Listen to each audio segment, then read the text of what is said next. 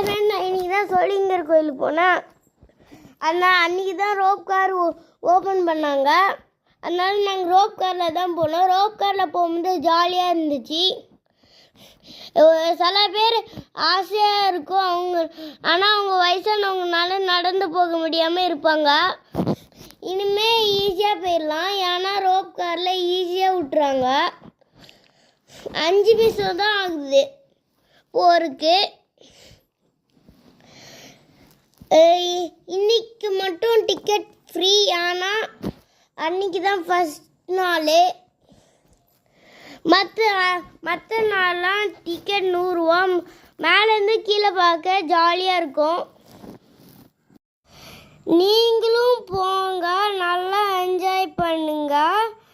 Thank you for வாட்சிங். See you next time. Bye bye.